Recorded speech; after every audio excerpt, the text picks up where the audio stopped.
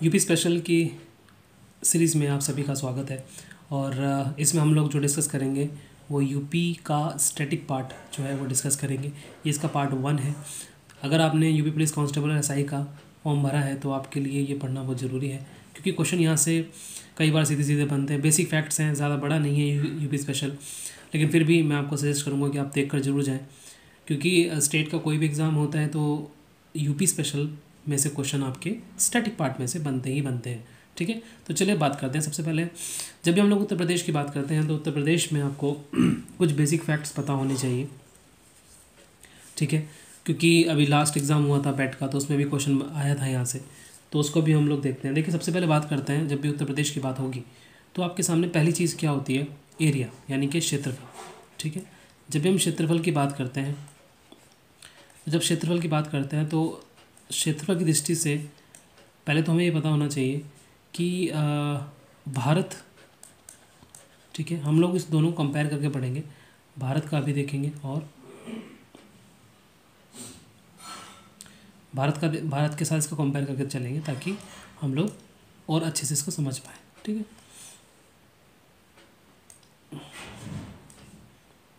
चलिए देखिए, भारत का स्थान क्या है क्षेत्रफल की दृष्टि से। आप सभी को पता है कि भारत जो है क्षेत्रफल की दृष्टि से वो 7th यानी कि 7वें नंबर का सबसे बड़ा देश है। ठीक है, और भारत के अंदर अगर क्षेत्रफल की दृष्टि से देखा जाए तो उत्तर प्रदेश का जो स्थान है वो कितना है? वो आपका चौथे नंबर पर है। कौन से नंबर पर है? चौथे नंबर पर है। अच्छा, इसमें एक चीज़ और ध्यान रखिएगा कि जो भारत है वो पूरे विश्व का कितने परसेंट एरिया अपने पास रखे हुए हैं? तो याद रखिएगा 2.42% जो एरिया है, ठीक है, किसका?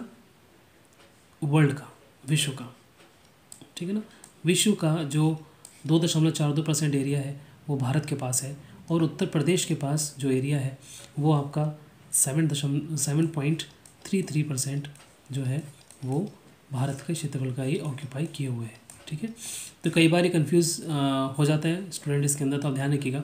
अगर यूपी की बात पूछेगा तो उसके पास भारत के क्षेत्रफल का 7.33% उत्तर प्रदेश के पास है, और जबकि पूरे भारत के ऊपर जो क्षेत्रफल है वो 2.42% है विश्व का। ठीक है, अब देखिए, जैसे कि हमें पता है कि भारत जो है 7वें स्थान पर आता है और यूपी चौथे स्थान पर आता है, तो हमें एक बात पता होनी चाहिए कि उत्तर प्रदेश से बड़े जो राज्य हैं उनका हमें सीक्वेंस पता होना चाहिए, क्योंकि कई बार ये मैच द फॉलोइंग में आ जाता है। तो देखिए सॉरी, भारत में जो क्षेत्रों की दृष्टि से सबसे बड़ा राज्य है वो है राजस्थान। क्या है? राजस्थान। हम सबको पता है कि राजस्थान क्षेत्रफल के मामले में सबसे पहला राज्य है। दूसरे नंबर पे जो आता है हमारा वो आता है एमपी, यानी कि मध्य प्रदेश। क्या आता है? मध्य प्रदेश आता है। ठीक है, तीसरे नंबर पर आपका आता है महाराष्ट्र। क्या आता है? महाराष्ट्र। और चौथे नंबर पे आपका उत्तर प्रदेश आता है। ठीक है, ये तो हो गया राज्यों की बात करें। जब हम उत्तर प्रदेश की बात करते हैं तो तीन राज्य जो उससे ऊपर है, क्योंकि चौथे नंबर पर अपना उत्तर प्रदेश है। भारत जैसे कि 7वें नंबर पर है, तो इसके ऊपर के जो 6 देश हैं वो अपने को पता होने चाहिए, है ना, क्योंकि कई बार इजी क्वेश्चन बनाने के लिए भी इसका इस्तेमाल कर लिया जाता है क्वेश्चन का, तो वो भी हम लोग देखते हैं। देखिए, जब हम लोग बात करेंगे भारत की, तो वर्ल्ड की जब हम बात करते हैं तो वर्ल्ड में चूँकि भारत जो है वो 7वें नंबर पर आता है। ठीक है, तो इससे पहले के जो 6 देश हैं उनका सीक्वेंस क्या होगा? तो देखिए, सबसे बड़ा जो देश है वो कौन सा है? रूस है, इसको हम लोग रशिया भी बोलते हैं। ठीक है, दूसरे नंबर पे आपका कनाडा है। ठीक है ना, कनाडा या कनाडा बोलते हैं आप इसको हिंदी में। ठीक है, तीसरे नंबर पे आपका जो है वो यूएसए है। ठीक है, और चौथे नंबर पर आपका जो है वो चाइना है। ठीक है, कौन है? चाइना है। और 5वें नंबर पर जो है आपका ब्राज़ील है, राइट। और 6ठे नंबर पर आपका जो है वो ऑस्ट्रेलिया है। कौन है? ऑस्ट्रेलिया। और 7 नंबर अपना भारत है। तो कई बार क्या होता है क्वेश्चन ना, वो यहाँ से नीचे से 4 उठा लेंगे आपके सामने और सीक्वेंस में लगाने के लिए बोल देते हैं, या ऊपर के 4। तो आपको ध्यान रखनी, सबसे बड़ा जो है वो रूस है। सबसे बड़ा जो देश है क्षेत्रफल के मामले में रूस है, और भारत जो है वो 7वें नंबर पर आता है, ठीक है ना। और कनाडा 2nd नंबर पर है। और भारत से बड़े देश जो हैं वो ऑस्ट्रेलिया, ब्राज़ील और चाइना है, ठीक है। तो ये हो गया हमारा क्षेत्रफल की दृष्टि से सीक्वेंस भारत का और उत्तर प्रदेश का हमने देख लिया। अब अगली बात करते हैं। देखिए, अगर आपसे पूछा जाए कि कुछ चीज़ें और समझते हैं हम लोग। जैसे अगर आपसे पूछ लिया जाए कि सर्वाधिक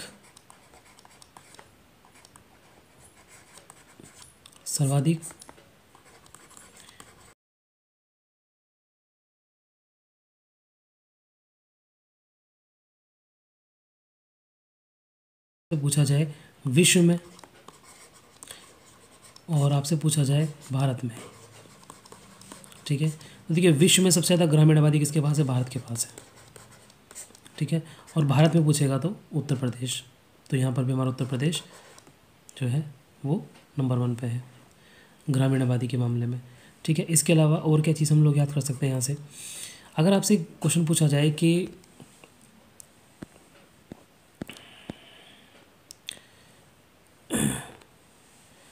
अगर आपसे पूछ लिया जाए कि सर्वाधिक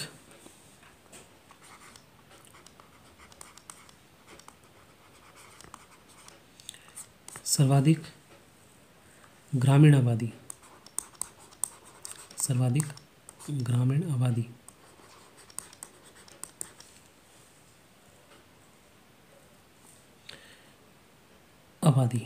के मामले में, ठीक है, सर्वाधिक सिंचित क्षेत्रफल के मामले में, या फिर सर्वाधिक कृषि कार्य में लगी आबादी की बात करें, तो इन सब का जो आंसर होगा वो देखते हैं। देखिए, अगर विश्व में पूछेगा तो विश्व में इसका आंसर होगा भारत, और अगर भारत में पूछेगा तो भारत में कौन है? उत्तर प्रदेश, ठीक है। अच्छा, यहीं से अगर आपसे पूछा जाए कि सर्वाधिक नगरीय आबादी कहाँ पर है? सर्वाधिक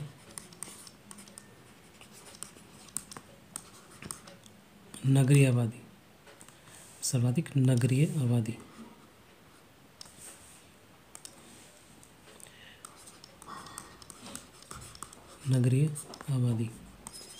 देखिए, इसका क्वेश्चन, इसका आंसर भी आपको पता होना चाहिए। तो देखिए, चूँकि सबसे ज़्यादा पॉपुलेशन कहाँ पर है? भारत में है, सॉरी उत्तर प्रदेश में है, भारत के अंदर। लेकिन जब नगरीय आबादी की बात होगी तो ध्यान रखिएगा, सबसे नंबर 1 पे जो है वो है महाराष्ट्र। महाराष्ट्र में शहरी आबादी ज़्यादा है।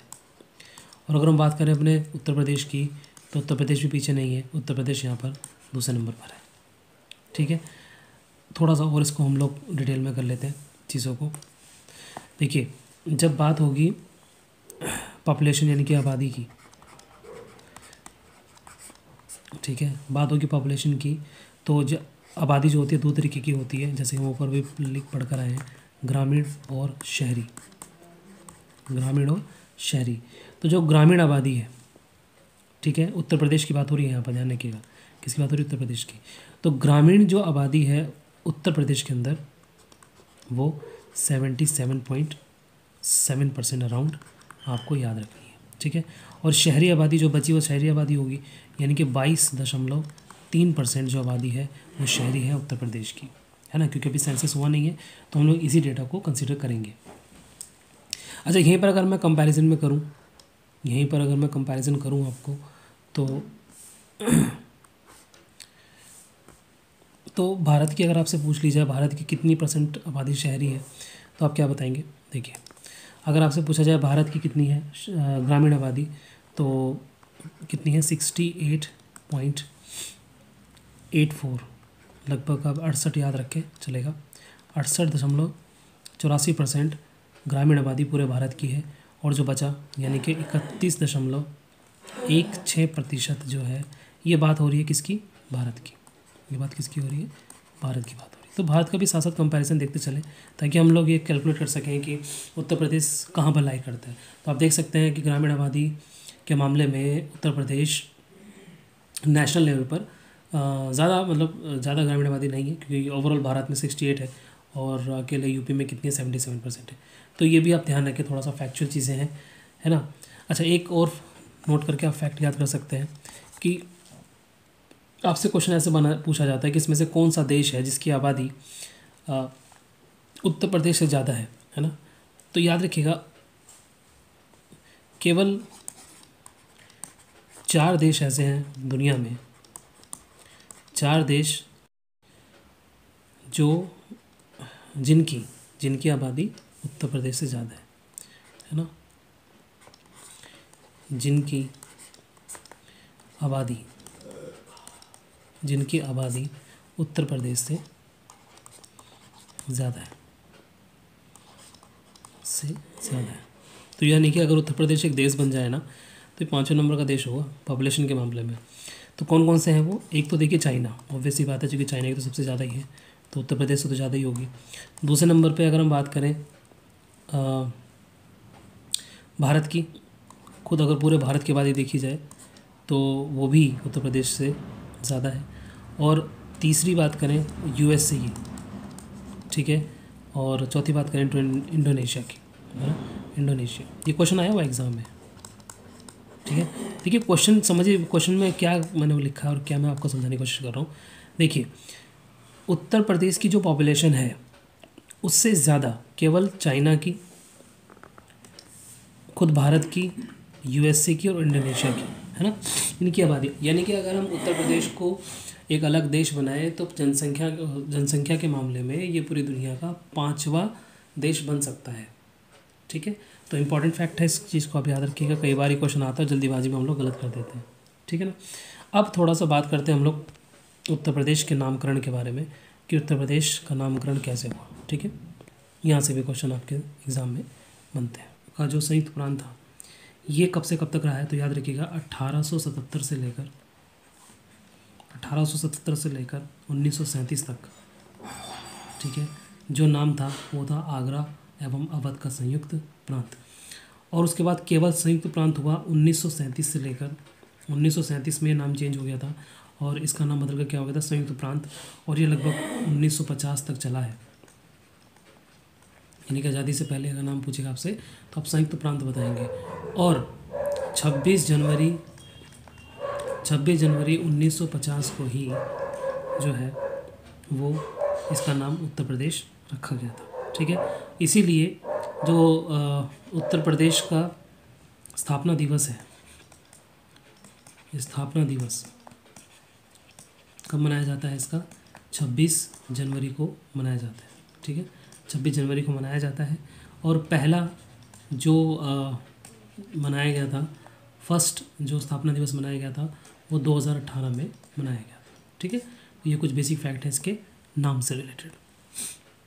आगे चलते हैं, बात करते हैं कैपिटल की, राजधानी की बात कर लेते हैं, ठीक है। राजधानी की जब बात करेंगे तो देखिए, हमें पता है कि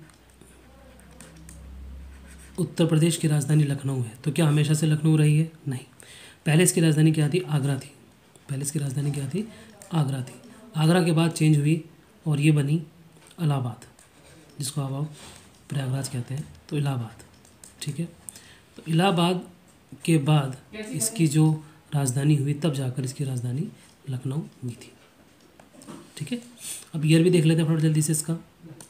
देखिए, आगरा जो राजधानी रही है इसकी वो 1836 से लेकर 1858 तक रही है, यानी कि 1857 की क्रांति हुई थी ना, उसके बाद चेंज हो गया था, ठीक है। इलाहाबाद इसकी राजधानी रही है 1858 से लेकर 1921 तक। This is very very important question, यहाँ से क्वेश्चन आता है कि इलाहाबाद उत्तर प्रदेश की राजधानी कब तक रही है? तो याद रखिएगा 1921 तक। और 1921 से लेकर, ठीक है। अच्छा, इसमें एक चीज़ और ध्यान रखिएगा भाई, जो लखनऊ राजधानी बनी थी ना, ये सीधी नहीं बन गई थी, है ना, यहाँ पर भी एक फैक्ट है, अगर आपसे पूछा जाए कि लखनऊ राजधानी आंशिक रूप से कब बनी, आंशिक रूप से और पूर्ण रूप से, पूर्ण रूप से, ठीक है। तो आंशिक रूप से अगर आपसे पूछेगा तो ध्यान रखिएगा 1921 में बनी थी। कब बनी थी? 1921 में, ठीक है ना। और आपसे पूछे पूरी तरह से कब बनी थी, तो पूरी तरह से आप बता देंगे 1937 में बनी थी। कब बनी थी? 1937 में, ठीक है ना। तो ये क्वेश्चन इंपॉर्टेंट है, आया हुआ है कि लखनऊ को उत्तर प्रदेश की आंशिक राजधानी कब बनाया गया था, तो आप बताएंगे 1921 ईस्वी में, और पूर्ण रूप से जब ये बनी थी 1937 में जाकर ये बनी है। तो अगर आपसे पूछा जाए स्वतंत्रता से पहले उत्तर प्रदेश की राजधानी क्या थी, तो भी लखनऊ ही आप बताएंगे, लेकिन पूर्ण रूप से ही हुई थी 1937 में, और उसके बाद अब तक जो है ये आपकी लखनऊ ही इसकी राजधानी है। अच्छा, साथ साथ हम लोग अगर बात कर लें किसकी भला, भारत की, भारत की राजधानी का भी एक बार देख लेते हैं थोड़ा सा। देखिए, भारत की राजधानी की बात करें अगर हम लोग, तो आप सबको पता है कि भारत की राजधानी इस समय क्या है, इस समय इसकी राजधानी है न्यू दिल्ली। आप सबको पता है कि भारत की जो राजधानी है वो न्यू दिल्ली है। आपको पता है क्या कि इससे पहले राजधानी क्या थी, है ना। कुछ स्टूडेंट बताएंगे कलकत्ता थी, नहीं, इससे पहले इसकी राजधानी जो थी वो दिल्ली थी, दिल्ली। और दिल्ली से भी पहले जो राजधानी रही है वो रही है आपकी कलकत्ता, है ना, कलकत्ता रही। तो ये चीज़ आप ध्यान रखें। न्यू दिल्ली अब कब से कब तक रही है, देखिए 1974 की अगर हम बात करें, 1773 का रेगुलेटिंग एक्ट आया था, आप सबको पता है। उस समय जो है ये राजधानी डिक्लेयर की गई थी कलकत्ता को। उसके बाद दिल्ली घोषित की गई थी। अब दिल्ली घोषित कब की गई थी वो देखते हैं। देखिए, दिल्ली के मामले में ये क्वेश्चन बहुत बार आया हुआ है, आप सबने देखा भी होगा। आपसे पूछा जाता है कि भारत की राजधानी को दिल्ली को भारत की राजधानी कब घोषित किया गया था। अगर आपसे पूछा जाए घोषित, देखिए यहाँ पर क्वेश्चन गलत होता है, और ये बनी कब थी। घोषणा पहले हुई थी, बनी बाद में थी, ठीक है ना। तो जब घोषणा पूछेगा तो आप बताएंगे 1911 में, है ना, क्या बताएंगे 1911 में बताएंगे। और बनने के बारे में पूछेगा तो आंसर हो जाएगा आपका 1912। तो दोनों में आप ध्यान रखें, है ना। तो हमने उत्तर प्रदेश की राजधानी भी देख ली और भारत की राजधानी का भी इतिहास हमने देख लिया, ठीक है। अब बात करेंगे उत्तर प्रदेश के मैप को देखकर हम देखेंगे कि उत्तर प्रदेश का मैप किस किस राज्यों को, या उत्तर प्रदेश की जो सीमा है वो किस किस राज्यों को जोड़ती है, और कौन कौन से ज़िले हैं जो पड़ोसी राज्य से अपनी सीमा को साझा करते हैं। यहाँ से क्वेश्चन आपको पता है बहुत आते हैं, तो अब हम उस पर बात करेंगे। तो चलिए देखते हैं उसको।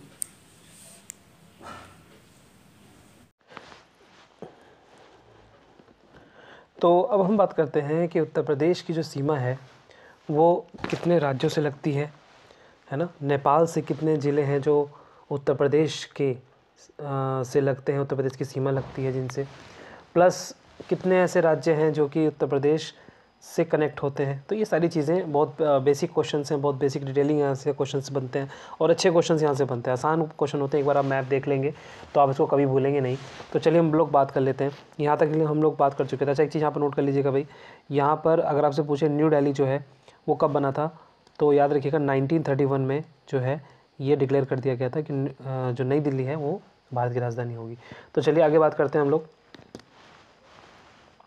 देखिए, ये है आपका उत्तर प्रदेश का मैप, अगर आप देख पा रहे होंगे स्क्रीन पर, ठीक है। मैं इसको थोड़ा इधर कर देता हूँ।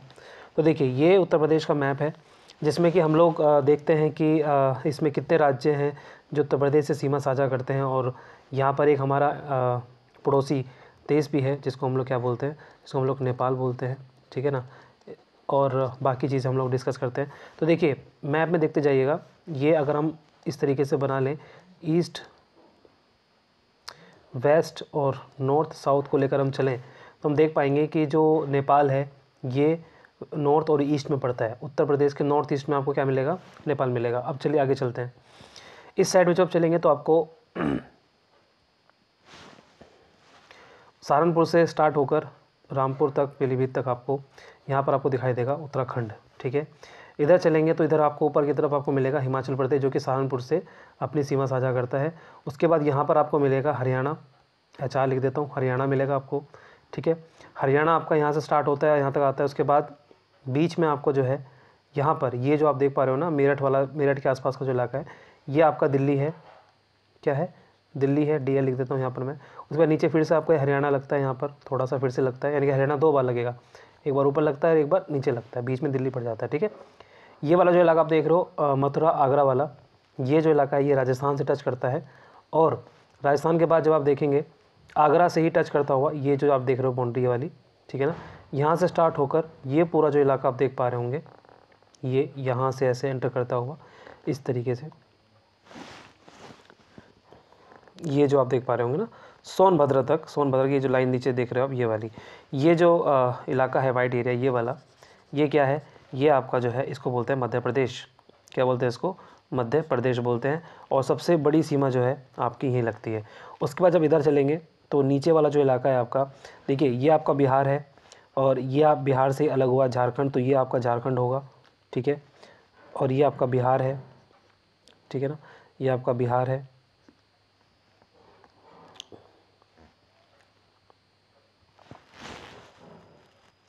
एक सेकेंड, इसको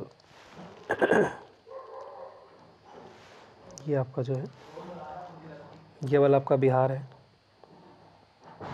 ठीक है ना, बिहार। और ये आपका झारखंड है, ठीक है। ये वाला आपका छत्तीसगढ़ है, ठीक है ना। तो देखिए दोबारा से देखिए, अगर हम इसकी काउंटिंग करें तो देखिए कितने स्टेट बनते हैं।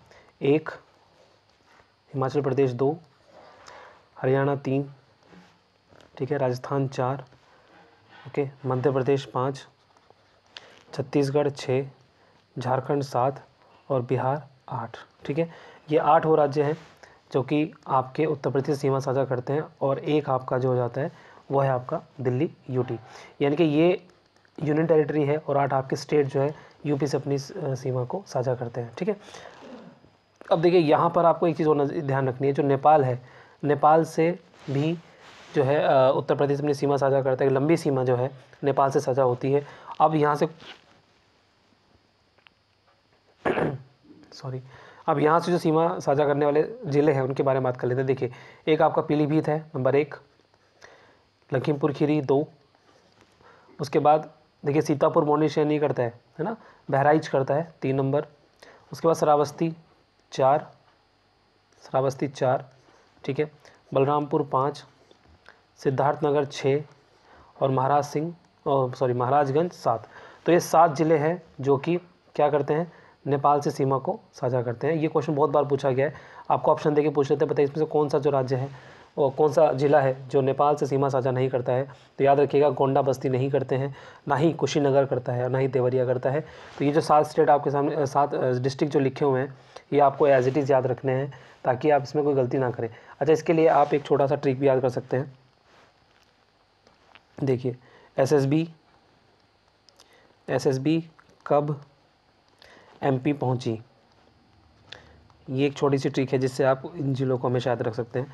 देखिए, S से मतलब हो जाएगा आपका सिद्धार्थनगर,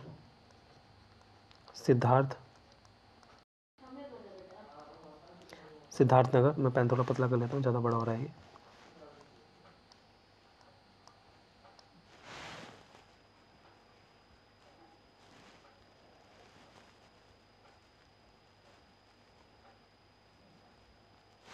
चलिए,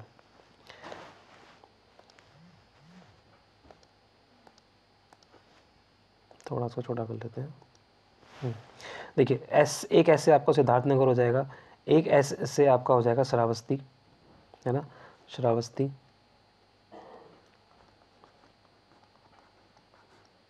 राइट, एक बार से आपका हो जाएगा बहराइच,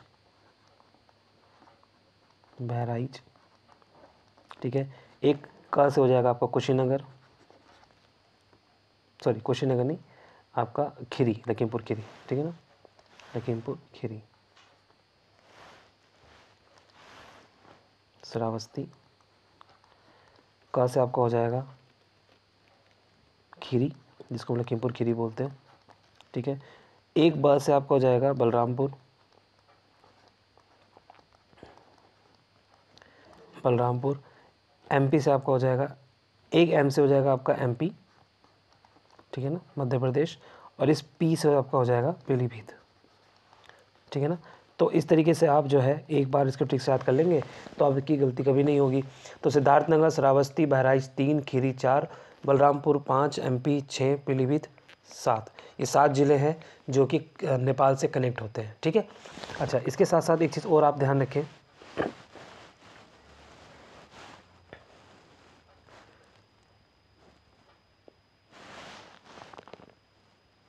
देखिए अगर आपसे पूछा जाए सीमा के बारे में तो दोबारा से एक बार देख लीजिए। उत्तर प्रदेश की सीमा की मैं बात कर रहा हूँ, किसकी? उत्तर प्रदेश की मैं सीमा की बात कर रहा हूँ। अब उत्तर प्रदेश की जो सीमा है, ध्यान रखिएगा, ये आपकी सबसे बड़ी सीमा अगर आपसे पूछे और सबसे छोटी आपसे पूछे तो आपका आंसर क्या होगा? सबसे लंबी सीमा किसके साथ लगती है ना? सबसे लंबी सीमा किसके साथ लगती है और सबसे छोटी सीमा किस में लगती है? सबसे कम सीमा किसके साथ लगती है, ठीक है। तो सबसे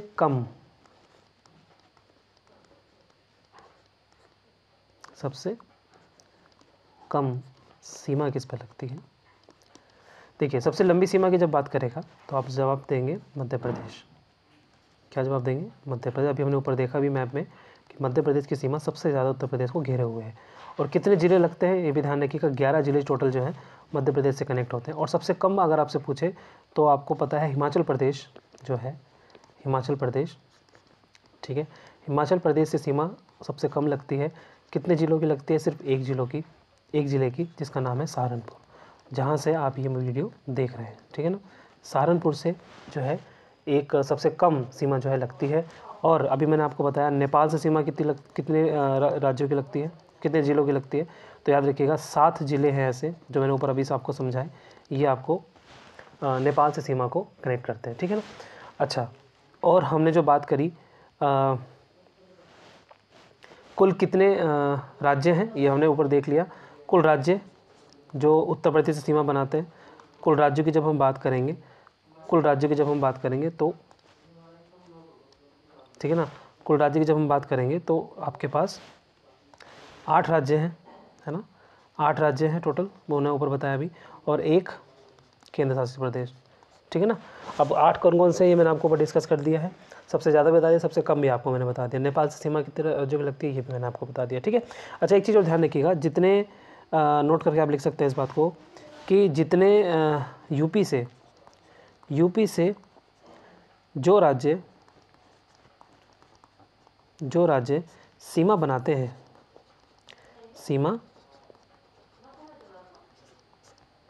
सीमा बनाते हैं, उनकी, मतलब ये कोइंसिडेंस है ना, ऐसा कुछ नहीं है, उनकी राजभाषा हिंदी है,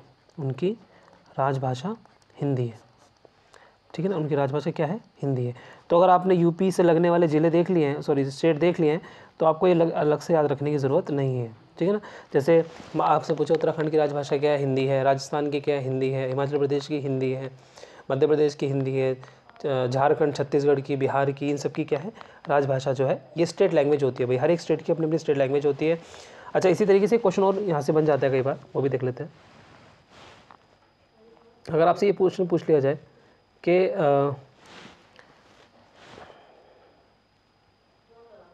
अगर आपसे पूछ लिया जाए कि किन राज्यों की राजभाषा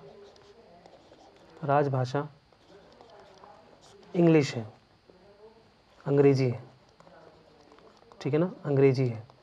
तो देखिए आपको एक वर्ड याद रखना है, मेमिन या मेमिना। अब मेमिना से आप क्या बनाएंगे? देखिए इस में से बन जाएगा मेघालय, क्या बनेगा? मेघालय। इस मी से बन जाएगा आपका मिजोरम, क्या बनेगा आपका? मिजोरम। और इस ना से बन जाएगा आपका नागालैंड। ये क्वेश्चन बहुत बार पूछा है एग्जाम में, और बच्चे जो है गोवा लगा कर आ जाते हैं, ऑप्शन में गोवा भी होता है, गोवा नहीं होगा, ध्यान रखिएगा, है ना, ये आपका नागालैंड होगा, ठीक है। चलिए आगे बात करें अगर हम लोग, तो ये बात हो गई आपकी क्लियर। अच्छा, कुछ चीज़ें और बेसिक समझ लीजिए उत्तर प्रदेश के बारे में। ये चीज़ें देखिए पूछी जाती है एग्ज़ाम में, आसान क्वेश्चन होता है। तो देखिए अगर आपसे पूछा जाए उत्तर प्रदेश का राजकीय पशु क्या है, तो आप बताएंगे बारहसिंगा, जो कि आप देख पा रहे होंगे स्क्रीन के अंदर। अगर आपसे पूछे पक्षी, तो आप बताएंगे सारस, क्रेन भी बोलते हैं इसको, है ना, सारस या क्रेन बोला जाता है। राजकीय पुष्प जो है प्लास है, ये रेड कलर का जो आप देख रहे हो प्यारा सा। और राजकीय जो वृक्ष है यानी कि स्टेट जो ट्री है वो क्या है, इसको हम लोग अशोक बोलते हैं, हमारे यहाँ इसको सरू का पेड़ बोला जाता है, लेकिन अगर आपसे पूछा जाए तो आप अशोक बताएंगे। इसी तरीके से अगर आपसे पूछ लिया जाए कि राजकीय मछली भी कई बार पूछ लेते हैं, तो राजकीय मछली कौन सी होगी, गंगा डॉल्फिन नहीं होगा, ध्यान रखिएगा। राजकीय मछली जो है वो आपकी है चीतल, क्या है, चीतल, या इसको मोए भी बोलते हैं, इसी का नाम क्या है, मोए भी है। तो आप दोनों में से कोई भी आप देख सकते हैं। अच्छा, ये हमारा जो है उत्तर प्रदेश का सिंबल है, आपको सबको पता है। इसमें भी कुछ सिंबल्स है जो आपको ध्यान रखना है, जैसे ये जो ऊपर धनुष होता है, तीर धनुष बना हुआ है ऊपर, ये आप देखना ध्यान से। तो तीर धनुष जो है आपका, ये किसका सिंबल है, ये आपका जो सिंबल है भगवान श्री राम जी का ये प्रतीक है, ठीक है ना, श्री राम जी का प्रतीक है, राइट। और अगर बात करें मछली, तो अवध में मुस्लिम शासन का प्रतीक है, ये आप देख पा रहे होंगे। और ये बीच में जो आप लाइन देख रहे हो, ये जो संगम देख रहे हो आप, ये वाला ऐसे करके, ये है गंगा यमुना का संगम का प्रतीक है, ठीक है ना। तो ये चीज़ें आप देख पा रहे होंगे। और ऊपर मैंने इसमें जो है इंडिया का भी दे दिया है, तो आप ये भी एक बार नज़र मार लीजिएगा। जैसे नेशनल बर्ड आपको पता है पिकॉक है, और नेशनल रिवर गंगा है, ठीक है ना। इस तरीके से नेशनल एक्वेटिक एनिमल हमारा आपका डॉल्फिन है, जो गंगा में पाई जाती है। ये सब नेशनल है, ये सब कैसे हैं, नेशनल। तो आप एक बार इन पर नज़र मार सकते हैं। तो ये था उत्तर प्रदेश का कुछ बेसिक फैक्ट, जो कि आई होप कि आपको पसंद आया होगा। अगर आपको पसंद आया है तो वीडियो को लाइक ज़रूर कीजिएगा, और अपने दोस्तों में ज़रूर शेयर कीजिएगा। अगर आपको ये वीडियो हेल्प लगी है तो चैनल को सब्सक्राइब कर लीजिएगा, ताकि उत्तर प्रदेश की जो बेसिक और इम्पॉर्टेंट फैक्ट्स हैं, जो कि मैंने सिर्फ एग्ज़ाम के पॉइंट ऑफ व्यू से बनाया है, आपके लिए बहुत हेल्पफुल होगा, उम्मीद करता हूँ। तो आप इसको शेयर जरूर कीजिएगा और जुड़े रहिए चैनल के साथ।